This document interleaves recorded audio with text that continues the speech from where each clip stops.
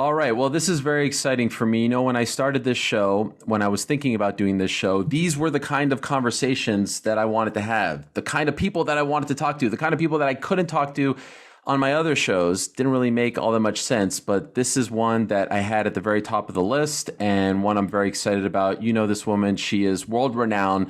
She needs no introduction. She is Renee Paquette, now I believe Renee Good, if we're allowed to break kayfabe. Yeah, break the kayfabe, brother. Okay. She is a broadcaster, a host, an author, a mother, a wife. She is Canadian, now American as well. Woo. A true Renaissance woman. Renee, huge honor for me to have you on the show. Thank you for the time. Thank you. I'm excited to be on your show. I'm not going to lie. I'm a little bit nervous because I feel like when you came on my show, I was able to grill you, and now I'm the one in the hot seat, and I'm ready to buckle up and get into it. Okay, great. You know, it's so funny that you say that because I was on your great podcast, which I'm a huge fan of, Oral Sessions. Thank you. I hope everyone checks it out. I was on your show, I believe, in early May. Mm-hmm. If I'm being honest, it was a very vulnerable time in my life. Yeah. I got a little emotional towards the end, and it was probably due to a number of things, but I think it was when I was talking about Daniel Cormier. Yep. But, you know, that was kind of a trigger for other stuff. And knowing in the back of my mind that our time was coming to an end. And you did hit me with some hard questions about my job and ESPN, and I felt like I was very honest. So this is my way of returning the favor. So you're right. I am going to hit you with some hard-hitting questions here. It's funny that you knew that. Yeah, I figured you would. Though I will say, I mean, I kind of liked your introduction of doing another show where you can do some other interviews that aren't just MMA based, because that's really why I want to start doing oral sessions as well. And having you on my show and being able to talk to, you know, just other interesting people to break out of just that wrestling world is really nice. So I get that feeling of wanting to flex that muscle. And last thing I'll say before we really get into things, and this is kind of the jumping off point, I actually want to thank you. You have given me a lot of inspiration, whether you may not know it or you do know it. What I mean by that is when you left WWE and you kind of went on your own and you started doing this thing on your own with the YouTube channel and the interviews, I felt, and correct me if I'm wrong, there was a freedom and a happiness oozing out of you. And I know what it is like to tell people I work for this big company that everyone dreams of working for. And I know the kind of joy that that might bring to others and maybe briefly to you as well. But then to have the shackles come off and just do things that warm your heart, that pleases you, your own little sandbox.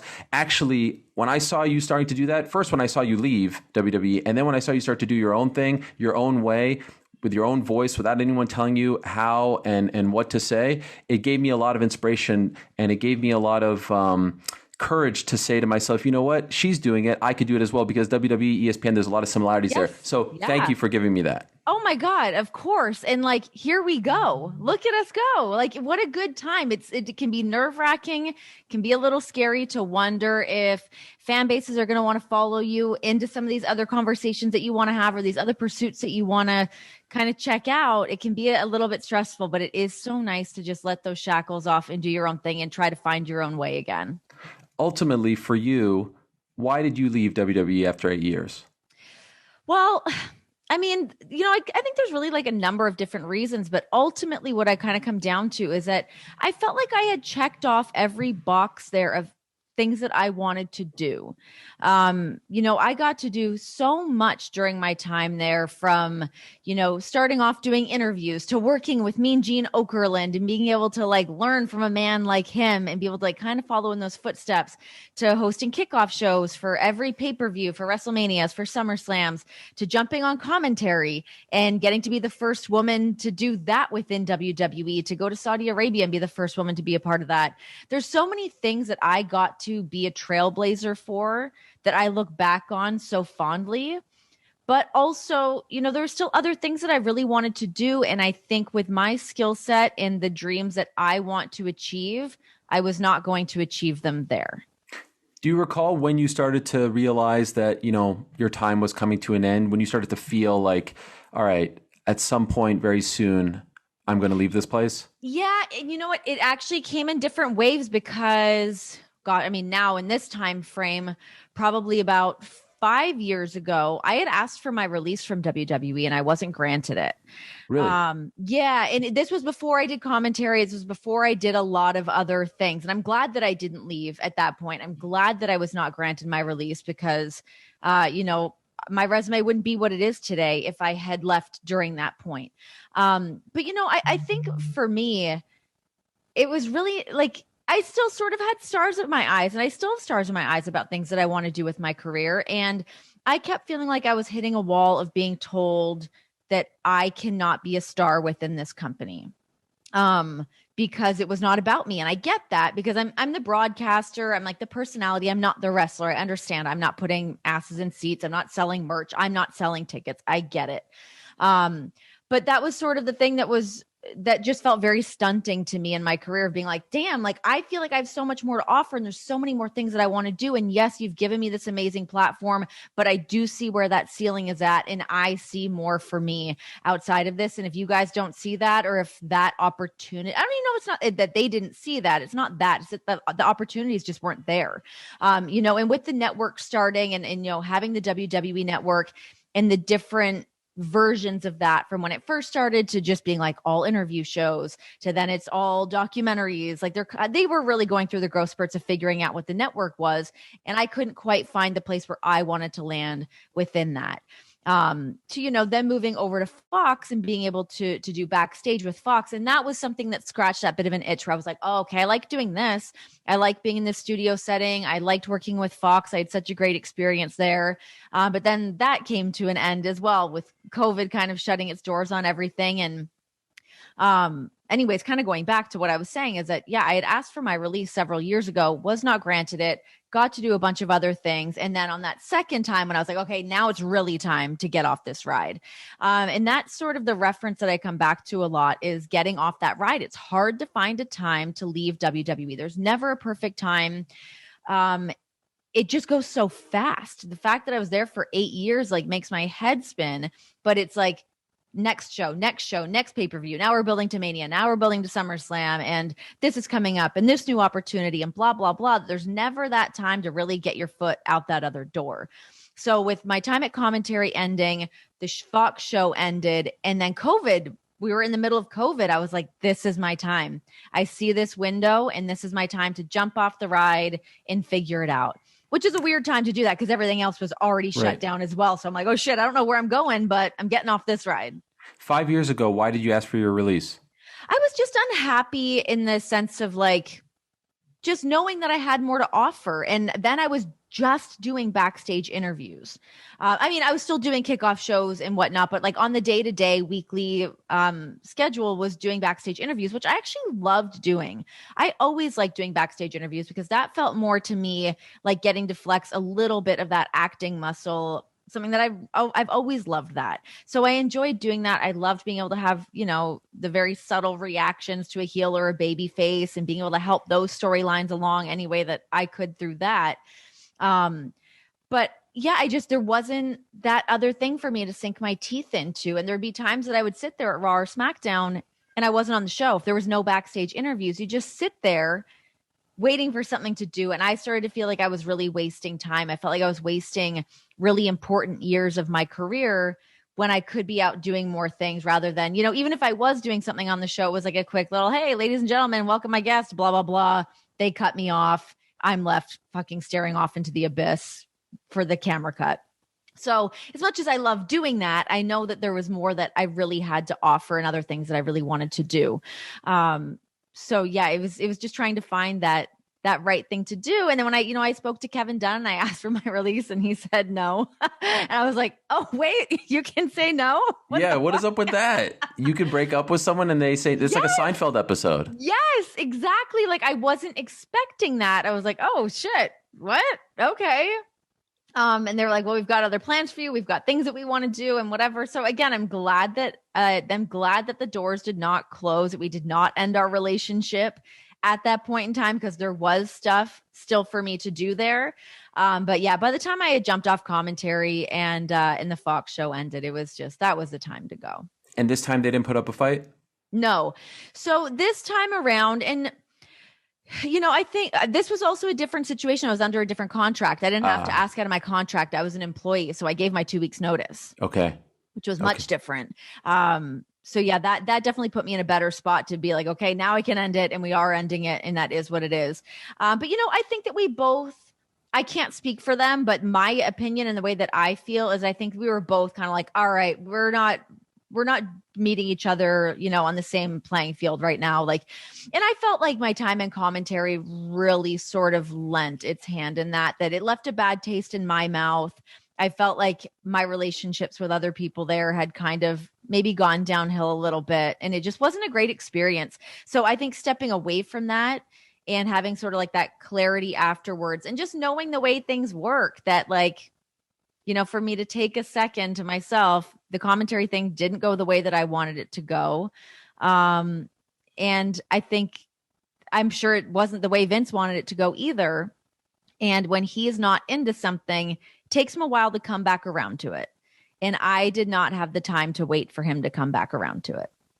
So when you say that it didn't go the way you wanted it to go, and you suspect the way he wanted it to go as well, what do you mean by that? How did you want it to go? Well, I wanted to go better. I wanted everyone to enjoy it. I wanted to get great at it. I wanted to, I really wanted to thrive in that role. I wanted to do well at it. Obviously, nobody wants to do bad at their job, especially on a massive public platform. Of course, you want to do as well as you can.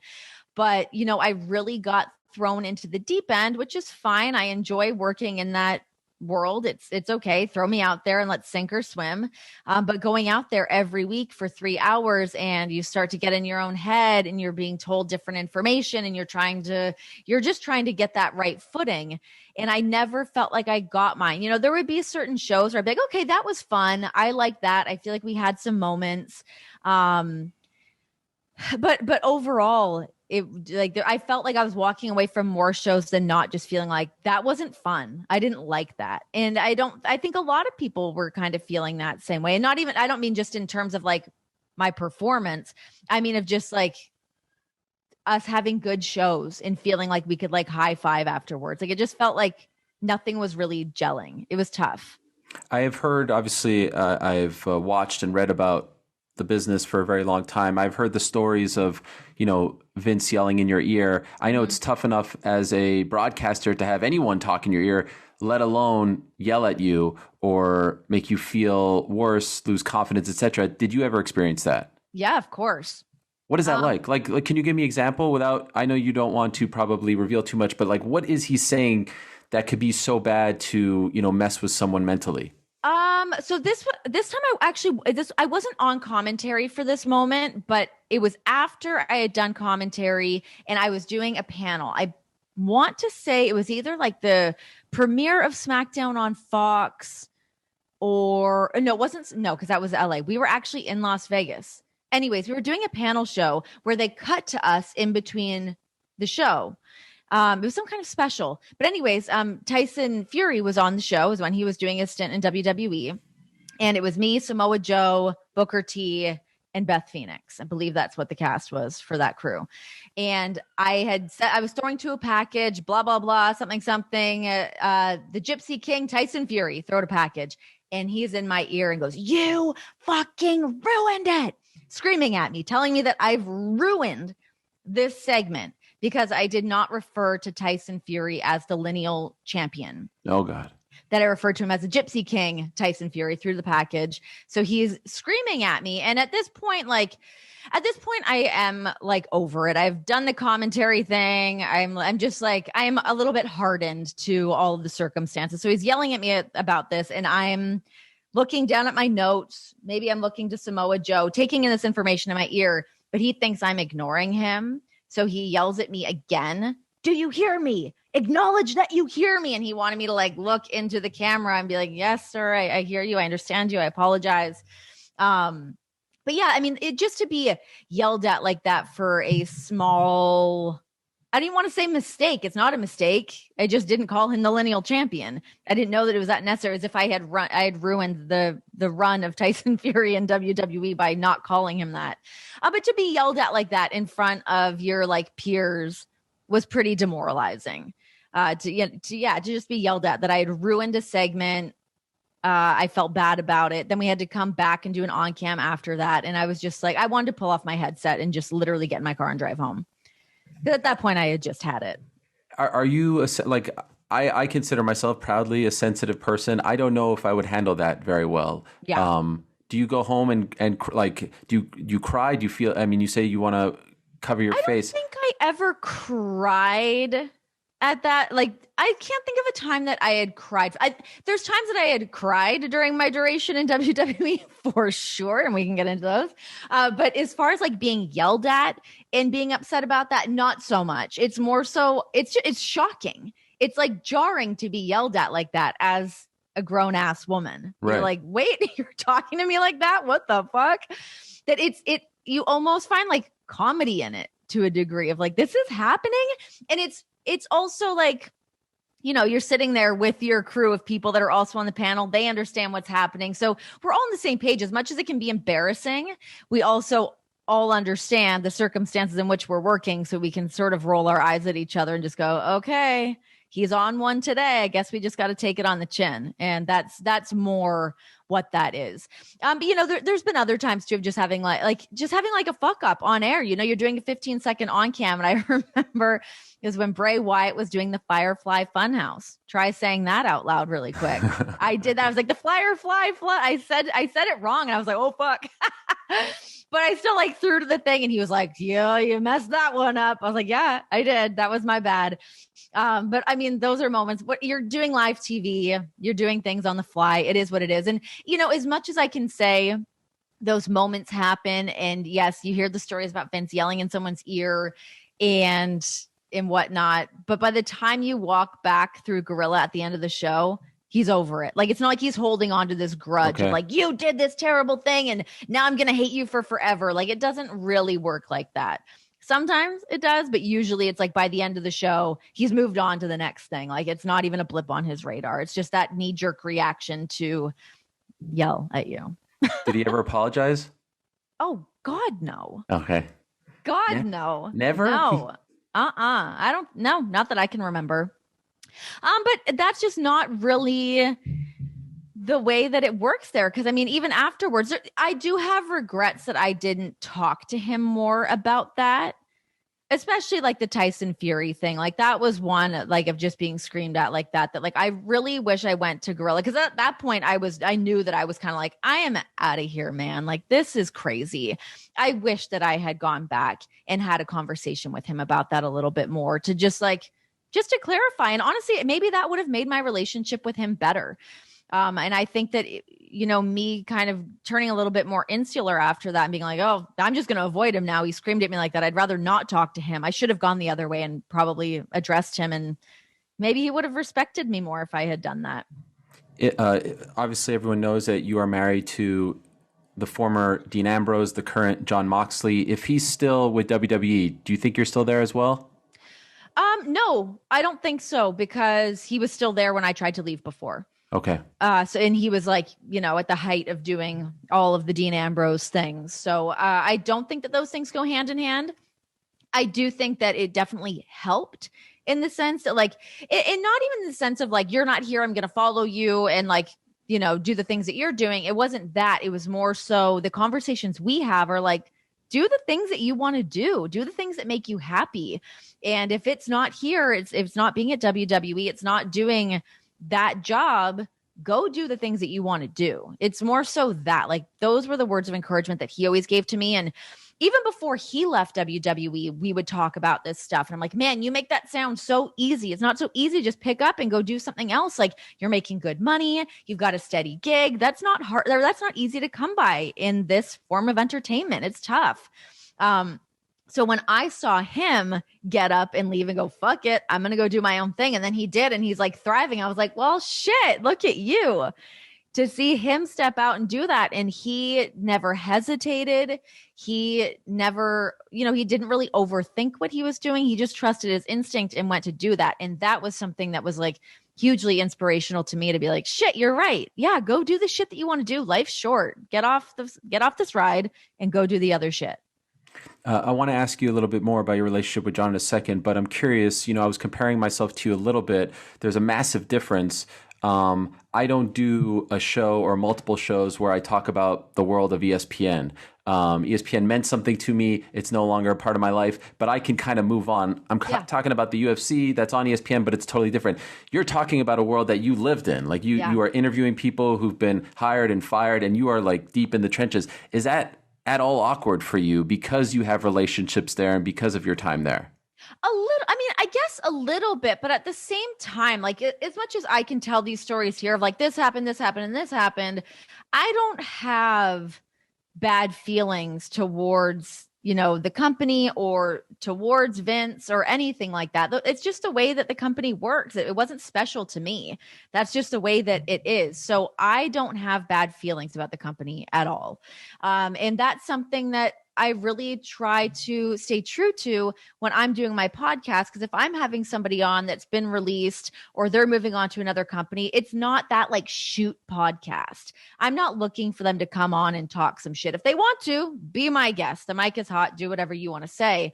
But that's not really the gist of the interviews that I'm trying to have with them. I prefer talking. Like these are people that I've spent the better part of a decade with. And I find them also interesting. And there's so many parts of their lives and of their stories that they've not been able to tell. So I want to have those conversations more so than like those shoot interviews of somebody just talking shit on the company. And for the most part, correct me if I'm wrong, those interviews are interviews where you're asking questions and a person's answering the questions. And often sometimes you'll weigh in here or there, but you're not necessarily being an analyst. When you are on the radio, though, with SiriusXM, and I know you do those guest spots, on their wrestling radio show and whatnot, and you have your own radio show now with the great Miesha Tate, going down with is it Miesha and Renee or Renee and Miesha? Renee and Miesha. Okay, I'm sorry, you're the A side. My bad. I don't know how I got away with that, but I'll take it. Respect, yeah, absolutely. You have to analyze things, and your significant other works for the second biggest organization in the world, AEW. Does that get awkward at times? Do you find yourself having to bite your tongue at times if you don't agree with something, if you don't like something? No. And I mean, that is like, I get where you're going with that, because of course that could be a little bit of a sticky situation. I'm not ever trying to like step on anyone's toes, but at the same time, opinions are opinions and we get paid to have opinions. But the thing that I find with doing Throwing Down with Renee and Miesha on SiriusXM Fight Nation, Mondays, 2 to 5 p.m. Eastern time. Cheap plug. She, because Miesha's not a huge wrestling fan, I'm trying to bring her into the world of wrestling. So we're not dissecting what's good and what's bad. We're talking about stories that are happening. Like Rhea Ripley lost her gear on the road. Holy shit. She lost her tag team championship. Some dude or some woman just is walking around with like a WWE title somewhere. Like we'll have those stories, or like, I want to talk about the success of Big E within WWE. Like I can talk about that stuff, but that's more so the stuff that I want to highlight. Getting into like that nitty gritty of like, I don't like this, or, we talked a little bit about like the ratings war between AEW and WWE. And I'm like, I don't like having these conversations. I don't care enough about that. That's not the stuff that I look to and what I care about. Like if I see it in a headline, cool, I'll look at it. But like, are Jon and I having conversations about that? Absolutely not. I like looking at like the creative side of things. I like seeing what's working for different characters, for different athletes that are just like kicking ass. Like I want to talk about that shit more so than trying to like bury a segment or something. If we would have had a conversation when you were 17, 18, you grew up in Canada, you grew up in Ontario, the great province of Ontario, in Toronto. Does it hurt you to say that from Montreal? No, not at all. Listen, I have a lot of respect. I mean, if you want to talk about, the Canadians and Maple Leafs, we can, although you jumped off that bandwagon and now are a Golden Knights fan, which is bizarre to me. What was I supposed to do? I mean, just stay with your team. That's exactly what you're supposed to do. But they've been getting better, but I've actually not been a Leafs fan for quite some time. So. Oh, really? Why? Yeah, you disown them because they're a pathetic franchise? Essentially, kind of, okay. Yeah. That is sort of what happened. Fair enough. It was disappointing. It's hard to be a fan for a while, and they keep losing, but they have been up. They've been on the up and up. They didn't go quite as far as Montreal in the playoffs, but kudos to you guys. Yeah, we don't have to get there or talk about that. Okay. Yeah, thank you. Much like the Golden Knights a couple of years ago. Okay. So I believe, correct me if I'm wrong, your original dream was to be an actress, right? 19 years old, you moved to Los Angeles, and Yeah. you don't last very long there. How long did you actually last? I was only there for about 6 months, 6 to 9 months, something like that. So yes, that is absolutely accurate. That's what my passion was, and honestly, kind of still is. That's the thing that I love. I love watching movies. I love sort of the art of acting, and like I really wanted to sink my teeth into that. Like I was taking like full acting method acting classes, like really leaning into that world. And I was a dumb kid. I finished doing my Second City classes. I was like, that's where I'll go. Second City's in Toronto. That seems like it's the place that everyone goes to start. I finished my training there and I was like, well, guess I'm ready. Here I come, Hollywood. I had not booked a job in my life. Maybe I'd done like a music video at that point, but like I hadn't done anything. I was like, I got to get to California. That's where the magic happens. But I had no work visa. I had no resume. I had nothing. I just had no idea what entailed to be a Canadian moving to the United States, trying to become an actress. There's a lot that needs to happen there. I mean, as you know, we both just became citizens of what all goes into like getting those work papers, trying to convince someone to hire you that's not freaked out that you're like, can you sponsor my O1 visa? And they're like, what the fuck? So yeah, anyways, yes, 19-year-old me moved to Los Angeles to go be an actress, but then I got sick. I got a cold. And that's really what was the straw that broke the camel's back. I got a really bad cold and I was like, oh, you have to have health insurance here? I can't pay for this. I was making $50 a night and only working like 4 nights a week. I had no money. I couldn't do anything. So once I got sick and I was like, I can't even pay to go to the hospital. I got to go home. This is it. I also hate wasting time. I am not a time waster. So when I realized that it was like, roadblock, like everything was just like not working out. I was like, hey, I got to go back to Canada. Let's go back to auditioning there. Let's take some more classes there and try to like, let's go build my resume there and then come back. So how do you go from the acting dream to the TV dream? How do you go down that path? So, I had like my agent and whatnot in Toronto going out for, I was auditioning a lot of just doing like, whether it was commercials, film, television, whatever, so much stuff comes through Toronto. So that was a great experience to be able to understand how all that works. But again, I started to feel like I was wasting time. I was like, I'm ready to go. I want to work. I don't want to wait to be girl number 3 at a bar in some, small movie, hoping that something's going to take off. I felt like I was just wasting so much time. So I was like, what do I do? How do I get something going?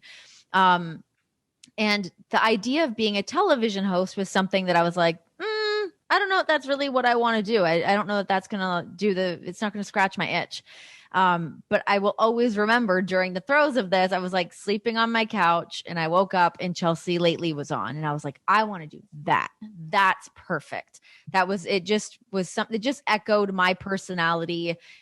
It just lined up with all the things that I wanted to kind of do aside from acting. But, starting at Second City, comedy was a big thing that I really wanted to do as well. So seeing Chelsea in that role and hosting a show and having these like brash opinions and just getting to like fuck around and have fun. I was like, that's what I wanted to do.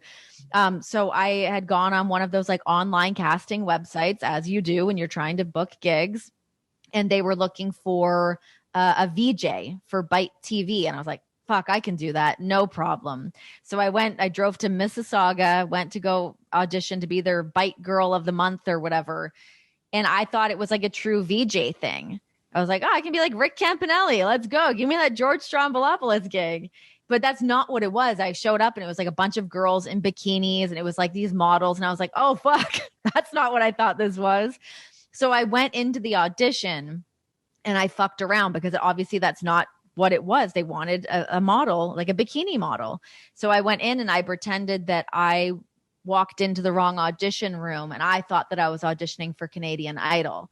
And anyways, it was just a dumb gag because I was an idiot and they gave me a job. They're like, oh, this is fun. What do you want to do? I was like, I want to host a show. What can we I want to host. And I was like hosting and producing my own show, booking all my own talent, started doing the show called Rippin' It and Lippin' It, where I was interviewing bands, a lot of like punk bands, going to like Warped Tour and whatnot. And then also interviewing like extreme sports athletes, like snowboarders, skateboarders, everything kind of in that world. So that was really me cutting my teeth, figuring out like, oh, I like doing this. I can just have me and a cameraman and we're creating this content and we're putting it out there and I'm figuring out my voice as a broadcaster. I mean, I use the term broadcaster very loosely when I'm pertaining to ripping it and lipping it, but just like figuring out who I was on camera. And that was like such a great learning experience for me to know what I wanted to do and to make these segments that I wanted to do. And then at that same time, I was writing for one of their like late night shows that they were doing. I was helping come up with different segments and bits for that.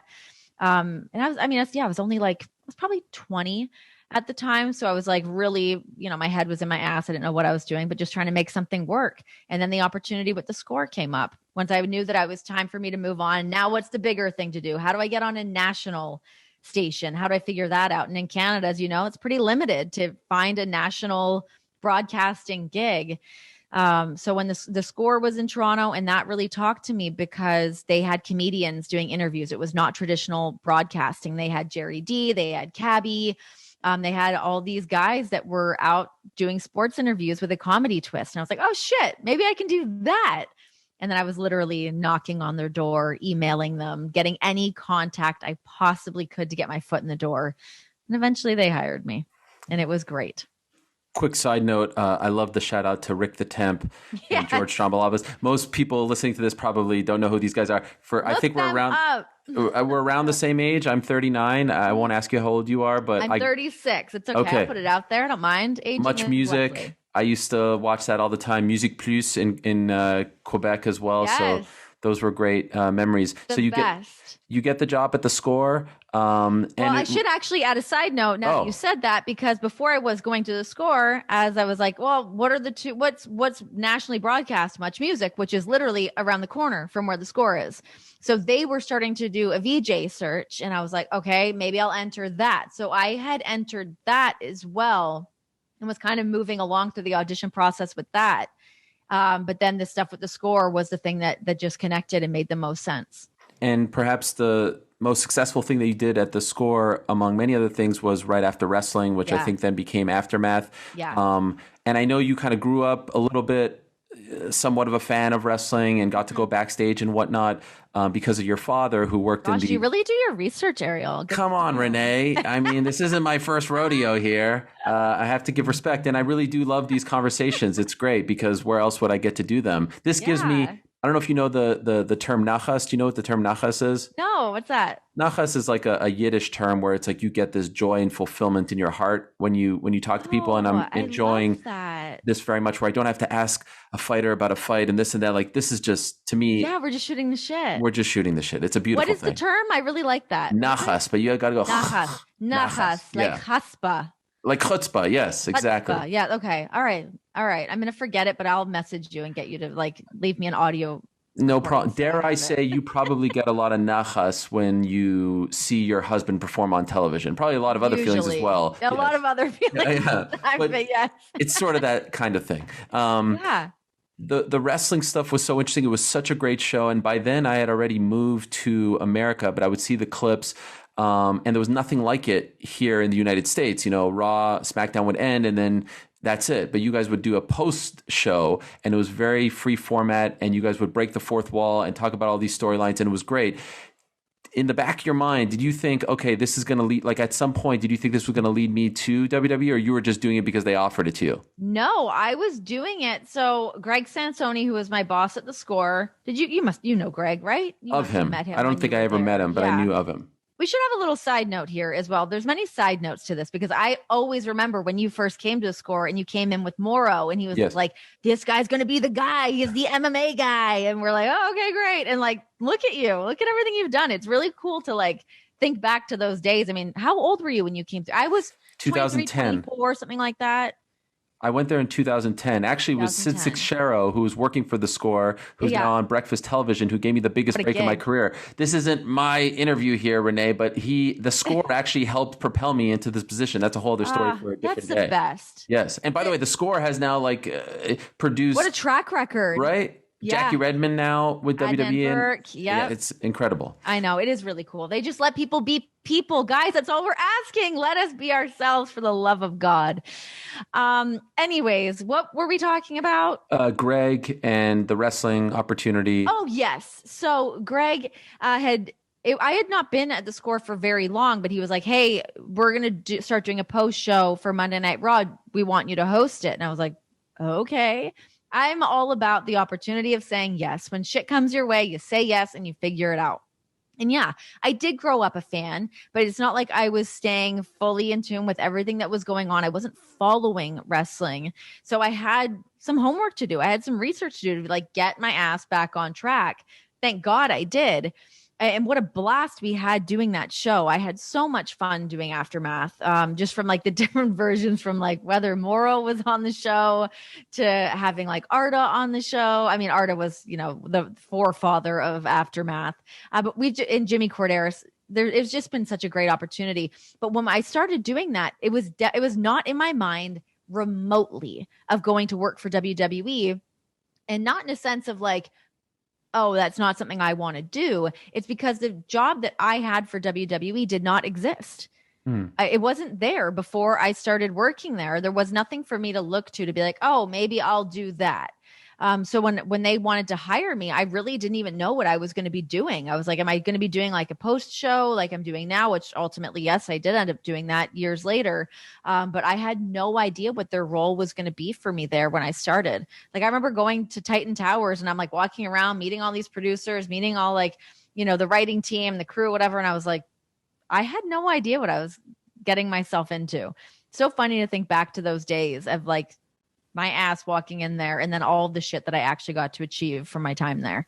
It was a big moment because Canadian, you're doing great, but everyone knew that you were bigger than the Score, that you were more talented than the Score. With all due respect, the Score was kind of like the Montreal Expos in the sense that they develop this great talent and then they go out and do great things. So when you signed with WWE, it was like, of course, this was inevitable. And then you were crushing it. I hated the fact that they changed your name. Me too. I know, because I actually like... It's such a great name. Young. Yeah, Renee Paquette is a nicer name. I get why they do it, but I hated the fact that they did it. But nobody else has to deal with that anymore. Jackie Redmond gets to be Jackie Redmond. Kathy Kelly got to be Kathy Kelly. Why do you think that is? I don't know. I think they want the legitimacy of someone coming from another sport. Like Arash Markazi is doing things on NXT, so they don't want to change their name and persona. In any event, along the way, you joined WWE in 2012. You eventually, of course, meet your now husband. Could you tell us how you guys met? Not obviously like the first time you met, I'm sure, or maybe it was love at first sight, but how do you actually like meet? And I don't mean consummating the marriage, by the way. I just mean like meet, we consummated our marriage in our closet so that the dog would not attack us. That's a true story. Okay. I just meant like, when does it actually, because I'm sure they probably don't want these things to happen, right? The fraternizing, or maybe they do. Sure. Well, listen, it's so inevitable because we're all on the road so much. I mean, it can be, I don't want to say incestuous, but like, there's a lot, we spend so much time together. We're all on the road. There's a lot of like shenanigans of like hanging out in hotel lobbies and we're all staying in hotels. And I mean, of course things are going to get a little chaotic there. But I met Jon. So him and I started dating like pretty early into my time on the road, pretty quickly. Obviously I knew, I can't say obviously I knew who he was because the Shield was so new when I had started. So when I went to my first WrestleMania, which was a WrestleMania in New York, New Jersey, and the Shield, I think, had just come out at the Survivor Series the year prior. So they were pretty new. And I was like up to my eyeballs and like, who's this wrestler? What's going on? What's this person's name? Like really trying to like submerge myself in that WWE world. And there's so many people that you're meeting that it wasn't this like, oh, that guy. So you're meeting all of these people. And Jon and I, we kept, I guess, just like sort of bumping into each other and like talking to each other. It's funny because in my mind, as much as there were moments of like, oh my God, we're in love? What? But I think it was more so other people's perspective of it because Jon he's a loner to a degree. Like he really keeps to himself. He is not the social butterfly. That's me. I'm around talking to everybody. I'm friends with everybody. And he's not. He just kind of does his own thing. He stays in his own lane. You're not going to catch him just like randomly shooting the shit with somebody. So he would do that with me, which I didn't think anything of it because that's just how people interact. But it was everyone else. They're like, he talks to you? What? He doesn't talk to anybody. And I was like, I don't know. We talk all the time. I think that's really what it was, is we would spend so much time talking. Whether it was did you ever use the app Voxer? It's like a little walkie-talkie thing. No, I can't say I did. It was an app that a bunch of us were all using for a while. We would just like walkie-talkie each other all day. Like we would message each other and talk to each other. And he was in Vegas, I was in New York. And it would get a little bit flirty to the point that of like, hey, are we gonna like hang out in real life, or are we just like, what's going on here? Because we were just like friends, like we were friends shooting the shit all day long. And wondering like, okay, is something happening here? Or am I making this up? Or maybe we are just friends. Are we friend zoned? I don't know. And he would always be like, I'm going to come to New York. I'm going to come to New York. I'm going to hang out. And we're like, well, we'll spend a weekend together, whatever. And I'm like, a couple cocktails in on Vox. I'm like, yeah, that sounds like a great plan. And then the next day I'm like, oh, hell no, you can't just come. I thought he would like come stay with me in my 1-bedroom apartment. I was like, hell no, that can't happen. That's crazy. So I shut down that trip on him 2 or 3 times. And then we eventually met on neutral territory. I was down doing NXT. So I'm in Orlando and he's like, hey, I'm going to come to Orlando. We'll hang out. Let's just like not be friends on Voxer. Let's hang out in person. So by the time we actually got together, and keep in mind in Orlando, it's inundated with wrestlers. The whole crew's there. We're there filming NXT. So like all of the restaurants close to the airport are kind of like filled with different, whether it's producers or talent or whatever. So we're like, fuck, if we go out in public, people are going to see us together. They're going to assume we're dating. I don't know. So we're like, F it, let's just hang at the hotel room. So we stayed in his hotel room. And he was so sweet. He got me like my wine that I like to drink. He got me all my snacks that he knew that I liked. And we literally just stayed up until about 4 a.m, just like buddies, hanging out, shooting the shit, having a good time. But then it hits that point that you're like, all right, are we doing this or not? And then because it's like, are we just like best friends that just enjoy talking to each other, or are we gonna get a little bit romantic here? So yeah, once that threshold was broken, pun intended, no pun intended, we've literally just been together ever since. So that's coming up.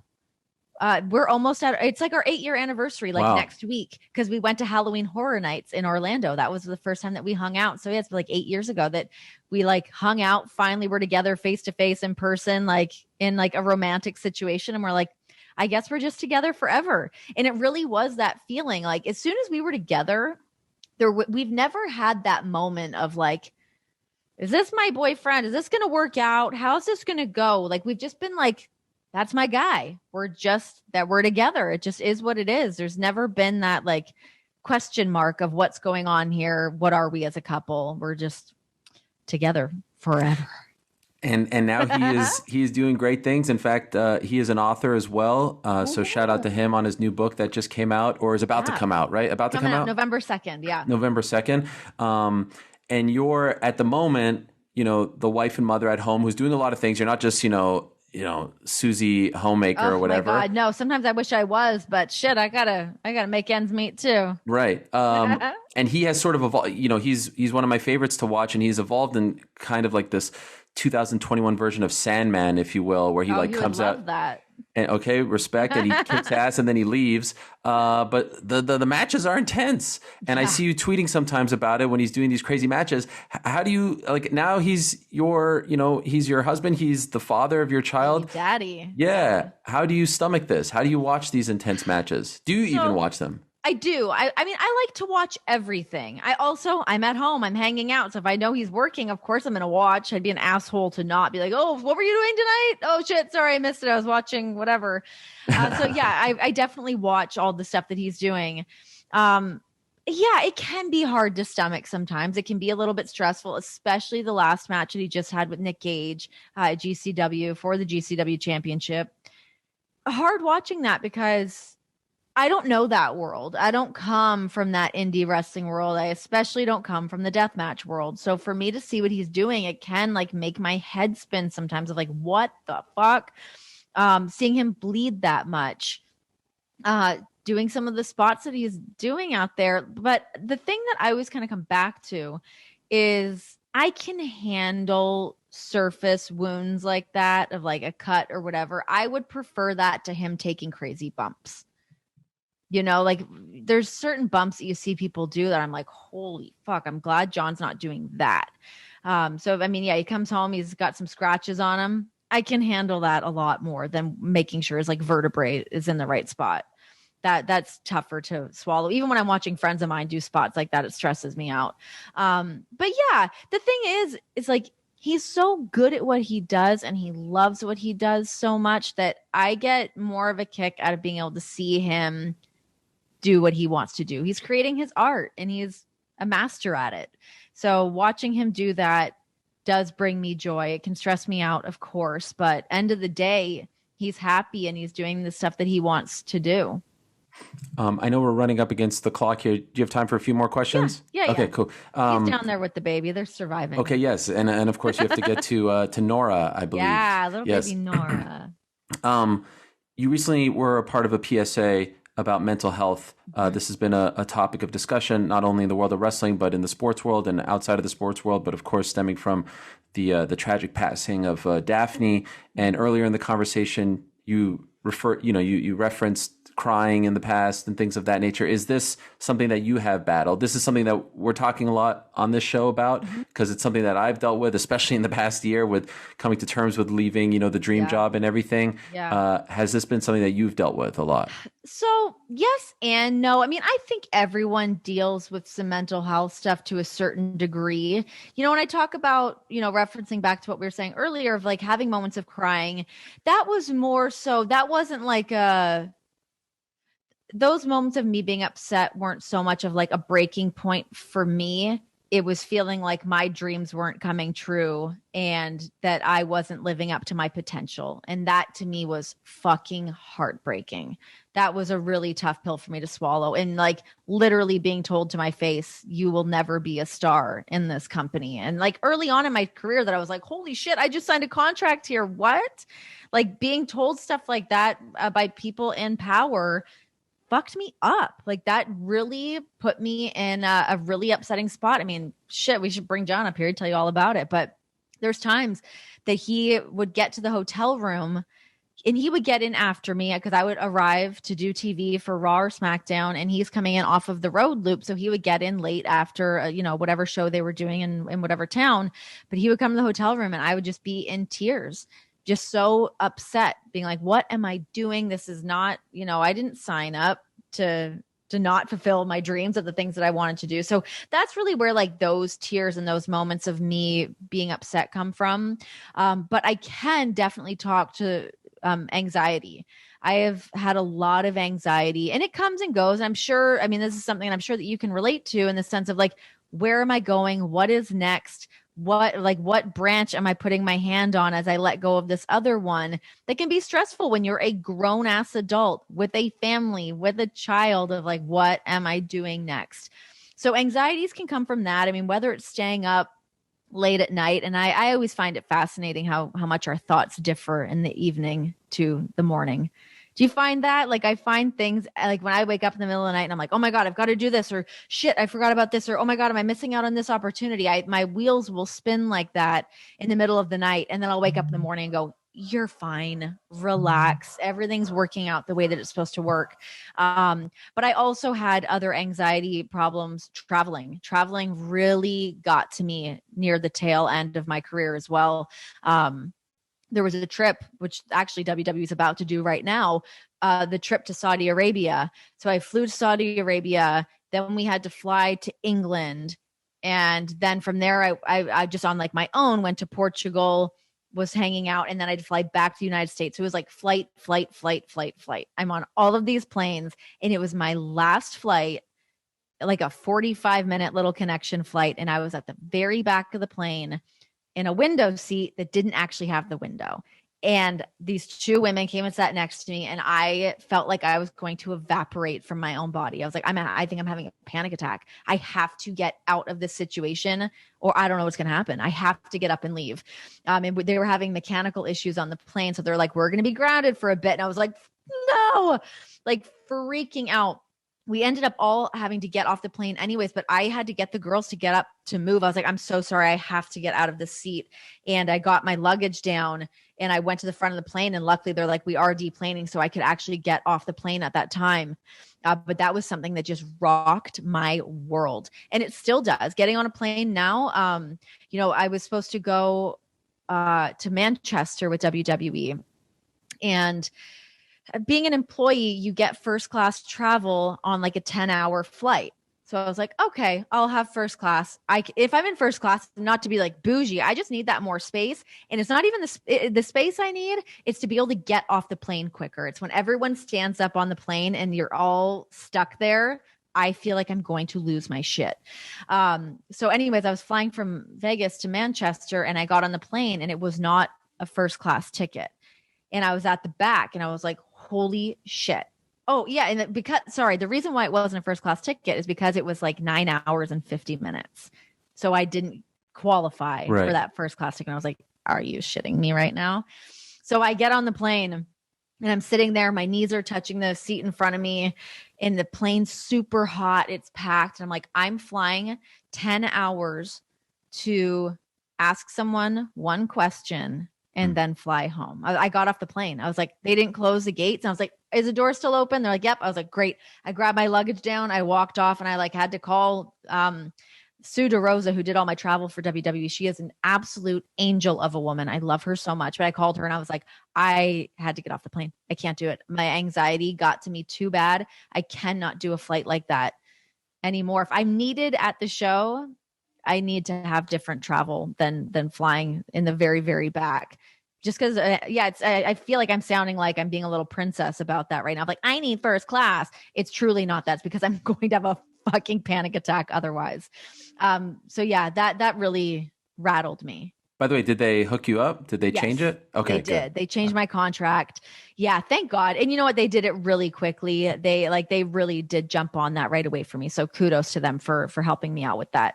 But yeah, I think it was just like years and years of travel and being on a plane because I never struggled with it ever before. And I never understood it because my mom is massively claustrophobic to the point that I laugh at her. I'm like, are you kidding me right now? Like she can't wear a fucking turtleneck without losing her mind. I'm like, what is going on, Carol? I never understood it. And now I'm like, oh my God, I get it. I get how it is. Like, I don't even like getting in an elevator now. I'll take the stairs everywhere. Wow. So it really has like gotten in my head. And yeah, I mean, when we're talking mental health and I think everyone just instantly thinks of depression and, those are the more serious sides of mental health. This side, it does affect me, certainly, but depression is not something, luckily, that I've had to deal with. Thank God. I mean, it is something I've seen firsthand, and I obviously feel so immensely for people that struggle with that, and it can be such a battle. So I'm very grateful that I'm not someone that battles with depression. Second to last one, you mentioned working with Mean Gene Okerlund, the legend. May he rest in peace. I mean, the greatest, in my opinion, to ever be, like that role is, I mean, what he did. My favorite one was after Ric Flair won the Royal Rumble and he looks off to the side and he's like, put that cigarette out. And I believe there was no one smoking a cigarette. He was just that damn good at his job. He's just an absolute legend. Did he ever tell you anything about like any pearls of wisdom that he ever shared with you about the gig, about the business that stuck with you over time? I don't think that it was so much of him sharing pearls of wisdom, but we got to spend so much time together. Like I just really got to he was a great friend of mine. So to be able to call Mean Gene Okerlund a great friend as well as you look at the career that man has had and the way that he made people feel and the moments that he was able to leave as his legacy. He was so great, but him and I worked together so closely. And I would just love, after the show, we would always just go to the hotel bar and just have some drinks and we'd have dinner together and we would just shoot the shit. And it wasn't so much the wisdoms. It was just old road stories of him traveling with Andre, of him traveling with Hogan. the times that he had through, the history of WWE, WCW, the things that he was able to do. But it was, to me, how sharp he always was until his last day. We would we would go in. So we would do the show Vintage, which aired in Canada. So it was all throwbacks, obviously, to like older wrestling matches or older moments in professional wrestling. And we would go in and shoot 6 episodes at a time, which is a lot. And I would come in off the road. I'm like fucking bleary eyed. I don't know how long I've been up. I'm reading the teleprompter. We're in like a green screen room. Like it was a lot. But him and I would just sit there and shoot the shit. And he was always just so sharp and so funny. It like my favorite moments, because it is a lot. You're in there shooting for like several hours trying to knock out a month's worth of content. So if you're the one that fucks up on the teleprompter, you're like, no. But his moments and like the shit he would say when he would get mad at himself for like screwing something up on the teleprompter was like my favorite moments. Like I would restart any read with that man any day to get those little like nuggets of like the things that would fly out of his mouth when he would be mad at himself was just the best. I can't imagine what it was like working with him. When I did a show in Syracuse, when I was a student at Syracuse University, he came on my student wrestling radio show, and awesome. He was on for like an hour and a half. No one was listening other than my mom, but it was a great thrill. The last question I have for you, Renee, and again, thank you so much for the time. And I've just broken every rule in journalism because I am burying the lead here, but I'm leaving the biggest question, perhaps the juiciest question last. It appears to be inevitable if you would ask me that one day, very soon, you are going to work for All Elite Wrestling. When is that time coming? Let us know. I understand the period. What is it called? The non-compete. It's up. It's expired. You're on the a free other side agent of it now. Yeah. Are you going to work for AEW? I don't know. I wish that I had a really juicy, meaty answer for you, but I don't know. I'm definitely. Are they talking to you about it? No, they're not. Nope.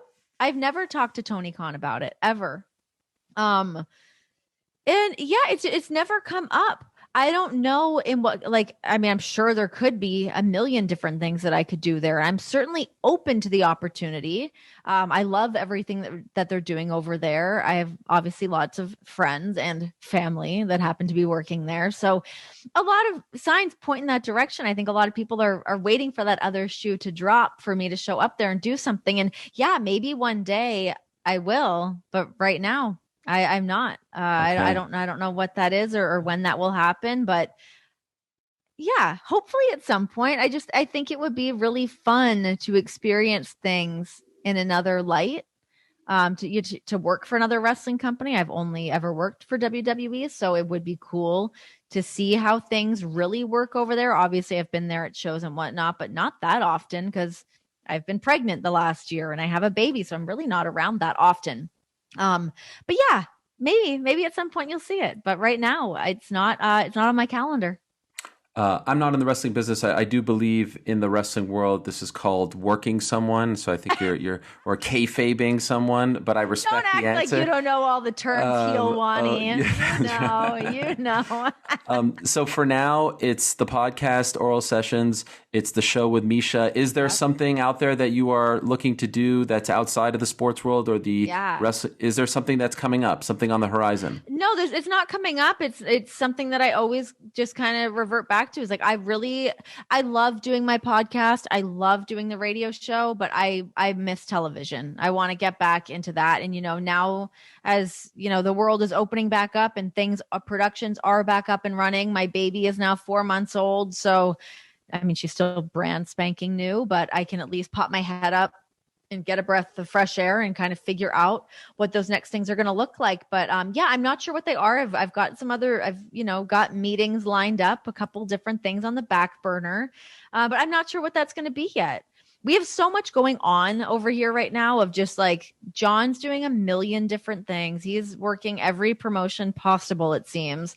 I'm constantly in this room doing interviews, being on the radio. I've got a baby. We're moving on top of that. So like my head is spinning. So I think by like the new year should be like an ideal time to really set the tracks in motion. Well, just do me a favor. Take the floral wallpaper with you when you move, because this is a great. Tell you how sad I will be. I have to buy more of it. It's tremendous. The whole set is amazing. No one does this. It. And I love the juxtaposition of the flowers and all that with wrestlers and these, big. It's perfect. You get it. I get it. Yeah. I get it. Welcome into my space. I love it.